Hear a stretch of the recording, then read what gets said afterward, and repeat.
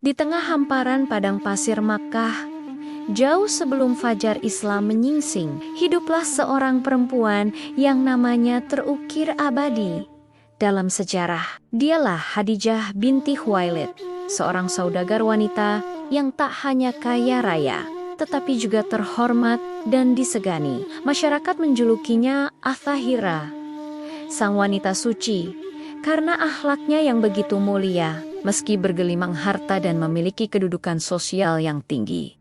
Khadijah dikenal sebagai pribadi yang rendah hati dan amanah.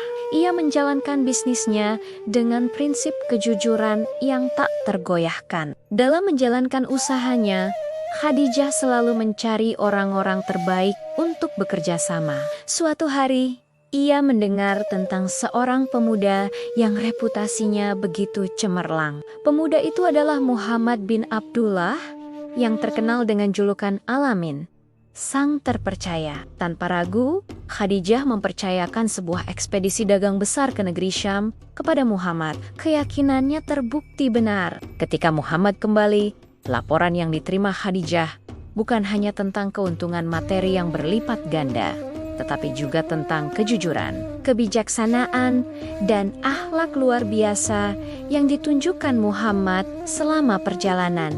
Hati Khadijah pun terpaut, bukan karena harta atau ketampanan, melainkan karena kemuliaan jiwa yang begitu langka, dengan keberanian yang luar biasa untuk seorang wanita di zamannya.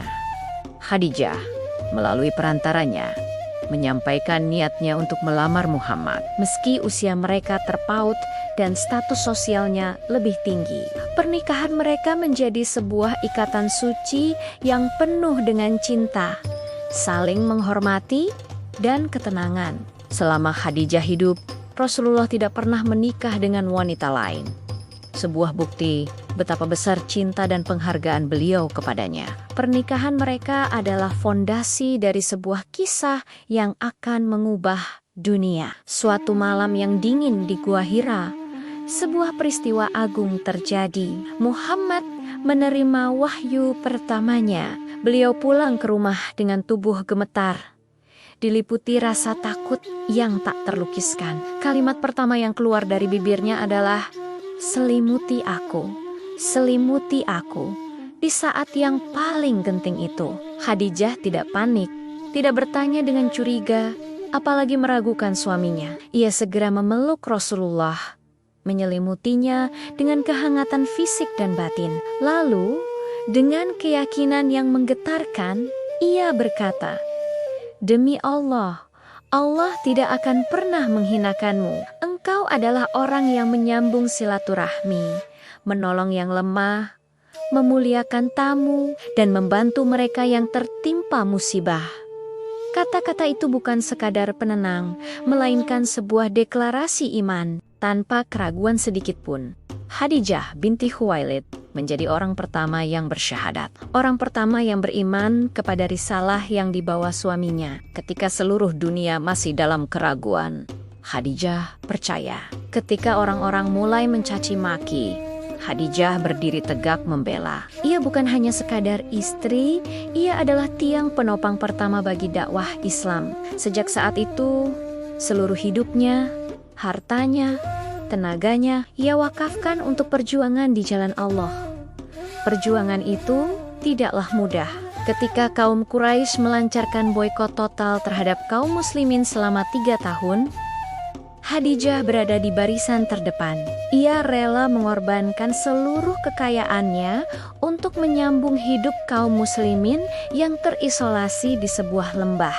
Ia ikut menahan lapar, dahaga, dan penderitaan yang tak terperi. Pengorbanan luar biasa ini akhirnya menguras fisiknya yang tak lagi muda. Tak lama setelah boikot berakhir, Khadijah jatuh sakit dan menghembuskan napas terakhirnya di pangkuan Rasulullah. Kepergiannya meninggalkan duka yang begitu mendalam. Tahun itu tercatat dalam sejarah sebagai A'amul Hazan, tahun kesedihan. Rasa lelah kehilangan 2 pilar utama dalam hidupnya, istri tercinta, Khadijah, dan paman pelindungnya, Abu Thalib. Cinta Rasulullah kepada Khadijah tidak pernah pudar. Bertahun-tahun setelah wafatnya, beliau masih sering menyebut namanya, memuji kebaikannya, dan bahkan mengirimkan hadiah kepada sahabat-sahabat Khadijah sebagai bentuk kenangan. Ketika Aisyah radhiyallahu anha pernah bertanya tentang dalamnya cinta beliau, Rasulullah menjawab dengan kalimat yang merangkum segalanya. Dia beriman kepadaku ketika orang lain mendustakanku. Dia membenarkanku ketika orang lain mengingkariku. Dan dia membantuku dengan hartanya ketika orang lain menahannya.